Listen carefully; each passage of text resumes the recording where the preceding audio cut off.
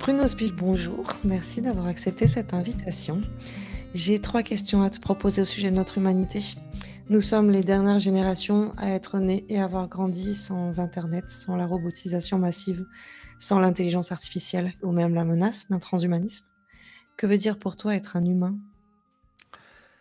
Être un humain aujourd'hui, je pense c'est bien comprendre le monde dans lequel, on évolue et tout ce que tu viens de citer là, heu, ça évolue tellement vite que justement faut pas se laisser, perdre en cours de route.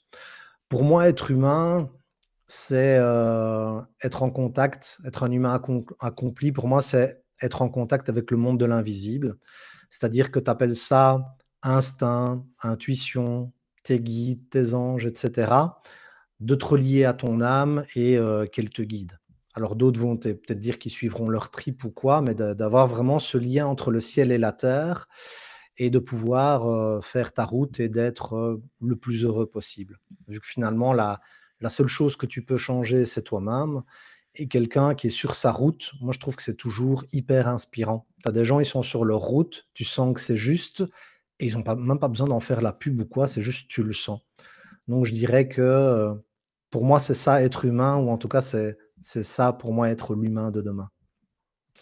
Qu'est-ce que nous aurions à léguer ou à préserver pour les générations à venir?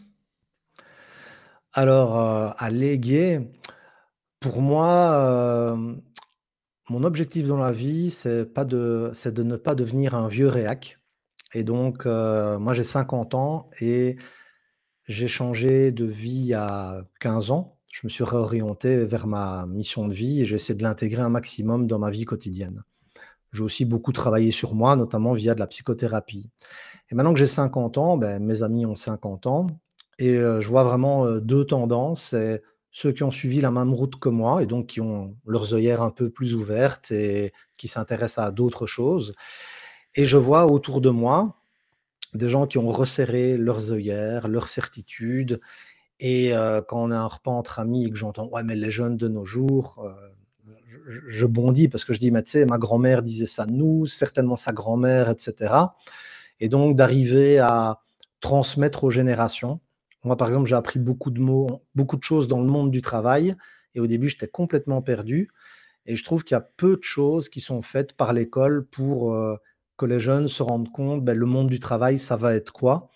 On n'est pas habitué à collaborer, l'école nous habitue pas à ça et souvent on arrive dans un monde du travail et on va devoir, s'asseoir un peu sur nos valeurs et on ne sait pas si c'est bien, si c'est pas bien. Donc c'est de ça que je rêverais. Donc déjà, désolé pour le monde qu'on a créé. Personnellement, c'est pas moi, mais déjà, c'était déjà assez pourri quand j'étais jeune et bravo aux jeunes générations parce qu'il y a de tels, enjeux avec le climat, le monde qui change, presque chaque année de plus en plus vite. Donc voilà, on est quand même encore là, pour vous aider. Et s'il y avait une menace, selon toi, la plus grande menace pour l'humanité, quelle serait-elle?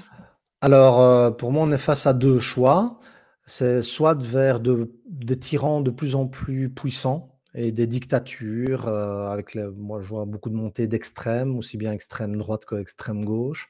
Donc ça, c'est, un chemin qu'on pourrait prendre et l'autre chemin, je vois beaucoup de choses qui me donnent de l'espoir. Ça veut dire qu'il y a des comités citoyens.